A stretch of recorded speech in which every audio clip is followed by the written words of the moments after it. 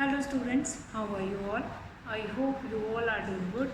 Children, as you all are aware that we were doing chapter 10, that is respiration in organism, and we had started our last topic of this chapter, that is respiration in other animals. How do other animals respire? As a human being and many more animals, they do have lungs and they respire through lungs. Now we have lungs for respiration. Similarly, frogs, snake, crocodile, birds and other mammals, they also have lungs to respire or do respiration. But all animals do not have lungs. They are going to respire through their different organs like earthworm, cockroaches, mosquitoes, snail and fishes are without lungs. So how does they respire? So they will be using their different body parts for their respiration, like earthworm use its skin to do respiration.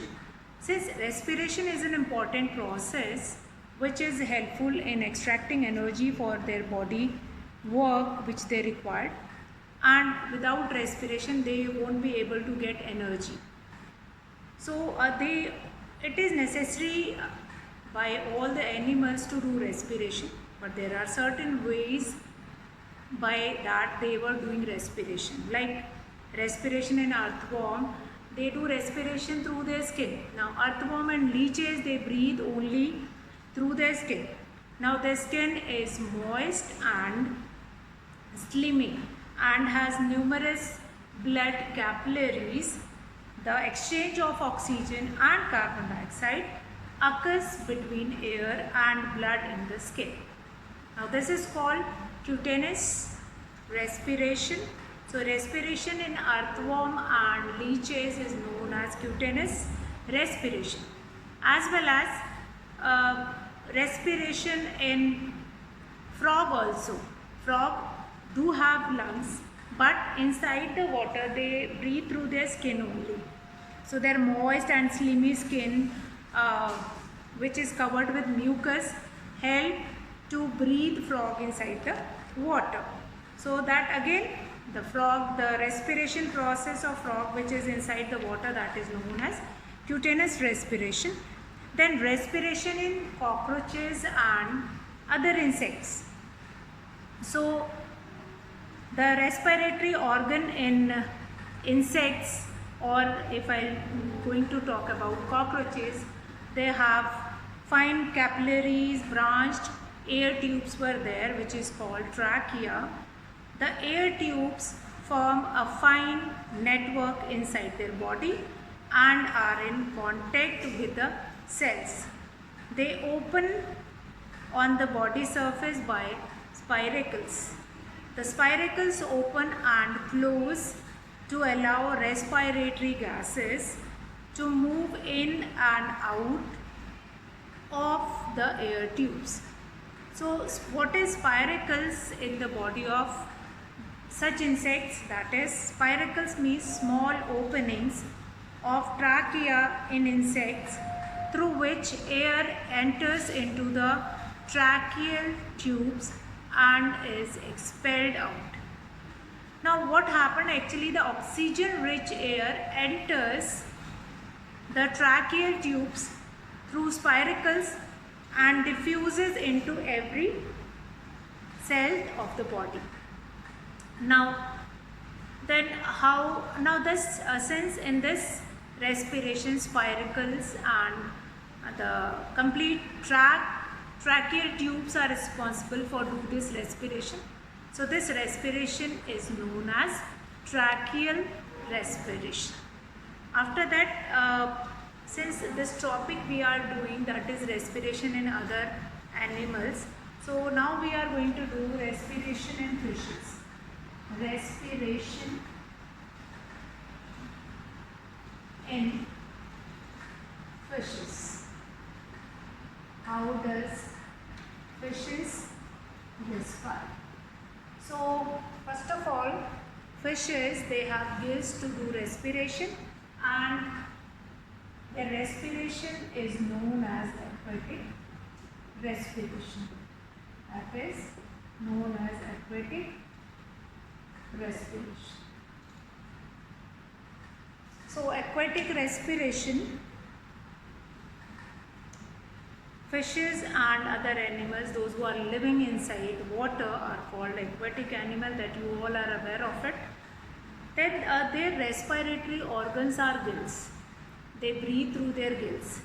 As they move inside the water, the oxygen which is dissolved in water, that will be absorbed by their gills. So gills are projection of skin. These are formed of a large number of gill filament with a network of fine blood capillaries. The oxygen which is dissolved in water enters into blood, enters the blood capillaries. Carbon dioxide which is present in capillary blood is released into water. Oxygenated blood from capillaries is taken to heart and pumped to different parts of the body, and blood from body tissues which has carbon dioxide is taken to gills for the exchange of respiratory gases.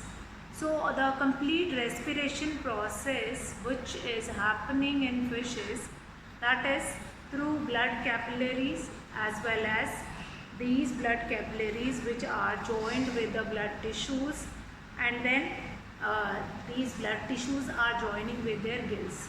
So for doing respiration in aquatic animals, all these parts of their body are going to work in hand, and then it is performing tasks in the body of aquatic animals.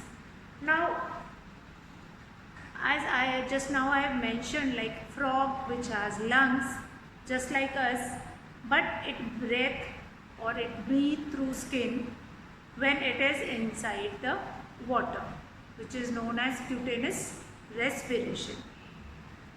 Now they kept their skin moist for respiration by mucus, and that is why its skin is slippery.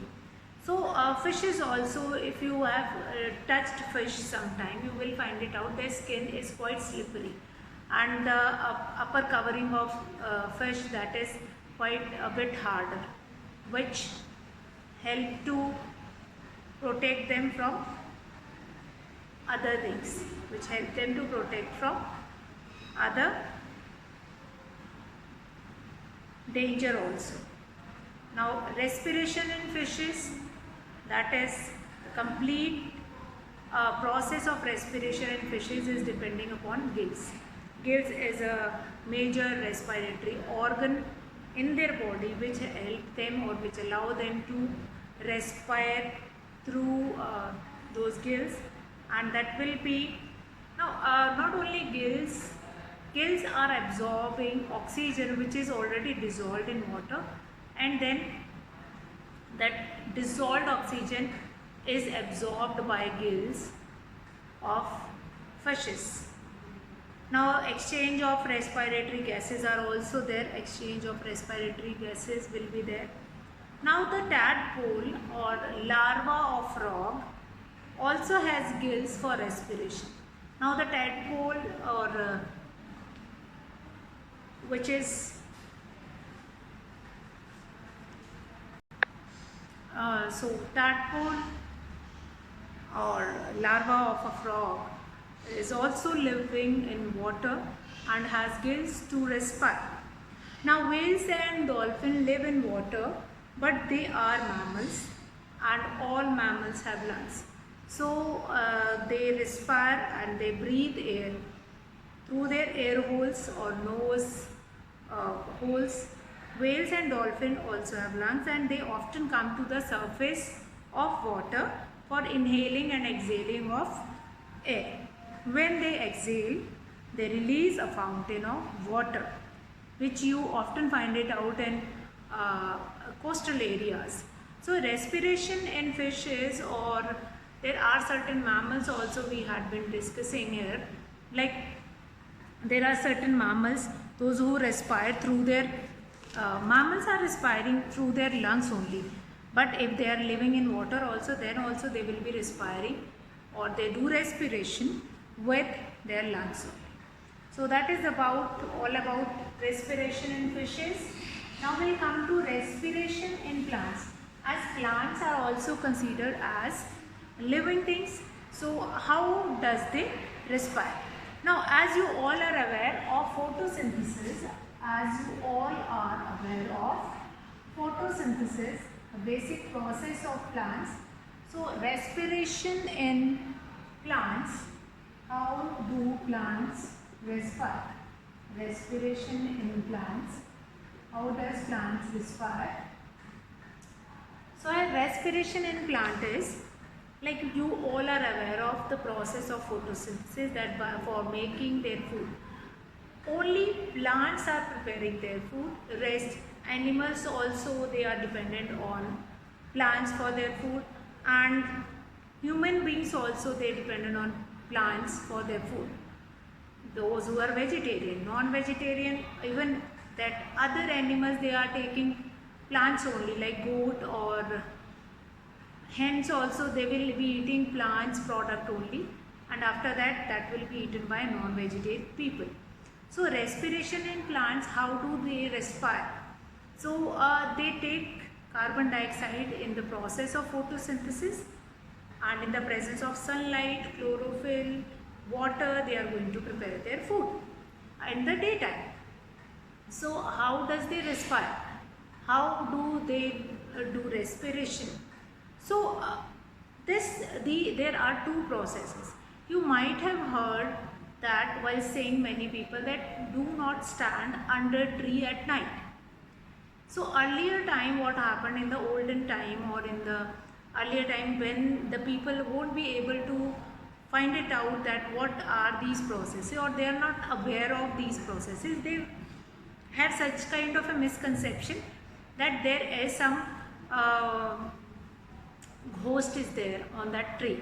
So if you are standing under that tree, you will be feeling suffocated, you will be feeling some kind of a suffocation. But it is not like that. Actually, in the daytime, the plants are doing photosynthesis, so at that time they will be taking carbon dioxide and water, chlorophyll for preparing their food. But at night, there is no sunlight available at night, so they will not be preparing food at night. So at night, they will be giving out carbon dioxide and taking oxygen. Fine. So at night, when a person who is standing below or under a tree, that person is feeling a bit suffocated due to that carbon dioxide which is released by a plant, which is in excess amount. So that is why only it is always mentioned that do not stand under a tree at night. Says at night the plant is also releasing carbon dioxide. Now that is one of the things. Now next what we have, that during each time we will be mentioning that plant more and more tree, so that we can get more and more oxygen. So at night when they are going to give carbon dioxide, that amount of carbon dioxide can be balanced in the atmosphere with the oxygen which they were giving in the daytime. So plants respire like all other organisms. That is very important. Underline it, that plant may respire. They respire. Each plant cell use glucose and oxygen and release carbon dioxide, water and energy. Now the food which is prepared in plant, that is in the form of glucose. But that glucose, if they are going to store in leaves, that will be eaten by that will be attacked by ants, that is sweet in taste. So they are converting that glucose into starch and storing into their stem. So each plant cell use glucose and oxygen and release carbon dioxide, water and energy. Now during daytime, a carbon dioxide released by respiration is used for photosynthesis, and utilized for respiration. So plants do not take oxygen during daytime. At the daytime, they are not taking oxygen. Now at night, what happened, that plants also take oxygen. So during daytime, since they were performing photosynthesis, the process of photosynthesis, so they will not be, or they are not taking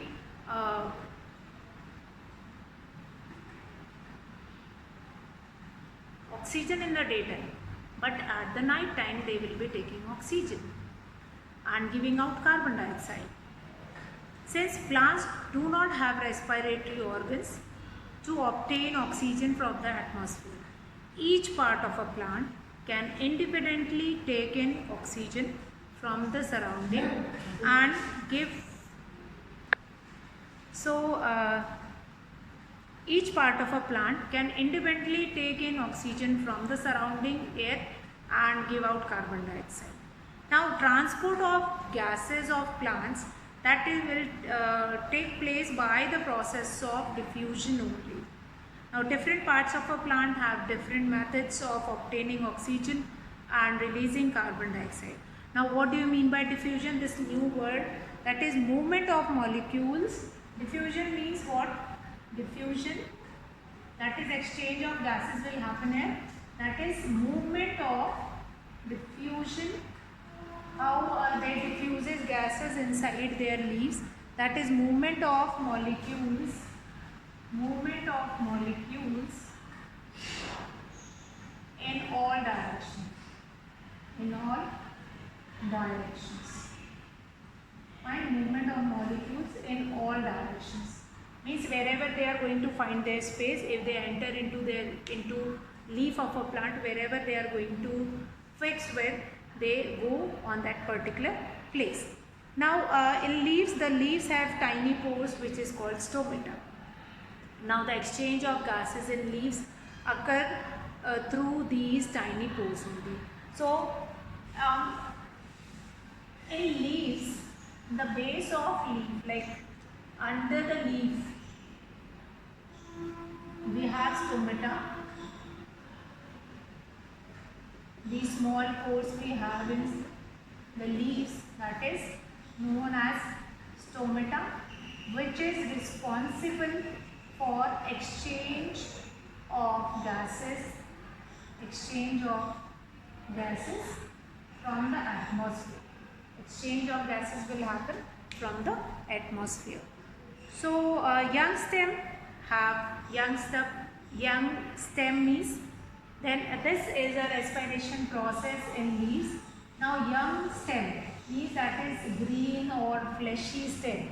Green stem, how does they respire in stem? Young stems have stomata as in leaves. In old woody stems they have lenticels develop below the bark for gaseous exchange. You may find it out in that bark, that is the space between that tree and the bark. So from there they can do exchange of gases. In roots, root hair extends into air space between the soil particles and take up oxygen from them. So here we can find it out that different parts of plant which respire differently. There are different ways to do respiration. So all these process which we find it out, like respiration in plants, different parts of plant, which is very important to do respiration. We heard here like different parts of plant and methods also they will be using, like transport of gases in plants takes place by the process of diffusion. Diffusion means movement of molecules in all direction. Like once gas entered into a leaf of a plant or inside a plant and then diffuses into different parts. So that will be there. So this respiration is a process which occur at all the time. So this will be there in leaves, in stem, in roots. That will be occurring and that will be having. So this respiration in plants, now this is your last topic of this chapter. After that we are going to come to some checkpoints and book exercise we are going to discuss. So let's start with the checkpoint. So students will take a small checkpoint here and will understand the concept which we had done, how much we will be able to understand that concept, and a quick revision after a quick revision, and then we will start with our next topic, or we'll do NCERT exercise in our next class. So a small checkpoint, that is write true or false for that. First one is whales breathe through lungs. So is it true or false? Yes, it is true that whales and dolphins both, they breathe through their lungs, since they have these whales and dolphins comes under mammals, and all mammals have lungs which they use for breathing. They have small holes on their head which is used for breathing. Number 2, animals living in water respire through spiracles. That is false. Animals, those who are living in water, they respire through their gills. Since oxygen which is dissolved in water, when they pass through that water, their skin or gills, in which we have blood capillaries joined with that, with blood tissues, and they will be absorbing oxygen from the water. Now gills are the opening on the sides of insect body. So that is again a false statement, that insects, they breathe through their spiracles. Small opening, that is known as spiracles. Fine. So tiny pores on the surface of leaves are called stomata. This is your correct statement, that yes, tiny pores which are present on the surface of leaf, that is your stomata. Old woody stems respire through bark. Again, that is false statement. There is a space between stem and the bark, and that space allowed to breathe. Fine. So again, that is respiration in trees, that will happen between the space given. So now summary of this chapter that we are going to see. Now wrap up now. Breathing is a mechanical process of pumping air into and out of the lungs. So breathing is a phenomenon which helps to pumping air inside the lungs and outside of the lungs. Now respiration, now breathing is a mechanical process. Remember this. Breathing is a mechanical process. Mechanical or physical process. But respiration is what? Respiration is a chemical process. Since energy or glucose burned inside the body of organism, and then they release energy. So respiration is a chemical process and breathing is a mechanical process. Chemical process. So, and breathing is a chemical process of exchange of oxygen and carbon dioxide between outside and the body cell. Now lungs are the main respiratory organ. That is again an important summary of it, that lungs is an important respiratory organ, but lungs alone cannot respire. Lungs need different respiratory organs which help lungs to breathe in. Now external respiration is the exchange of oxygen and carbon dioxide between air and blood. So in respiration system or in respiration process, external respiration and internal respiration, they go hand in hand, and then only we perform that respiration. Now external respiration is the exchange of oxygen and carbon dioxide between air and blood. Number 5, internal respiration is the exchange of gases between blood and body cells. Cellular respiration. Now since respiration is a process which happens outside our body as well as inside our body through cells only. Only organism, those who have cells, means whether they are multicellular or they are single cell organism, they are only performing this cellular respiration. So cellular respiration is what? That is breaking down of glucose in the body cells to release energy. And how that energy is breakdown, of how this will break down in your body to release energy. Now hemoglobin of blood transport oxygen from lungs to the body cells. Now earthworm breathe through their moist skin. Now different animals, they breathe through their different body parts. Like earthworm, they breathe through their skin. Even leeches also, they breathe through their skin. Then insects are peculiar and having air tubes or trachea for respiration, like cockroaches. They breathe through this trachea only.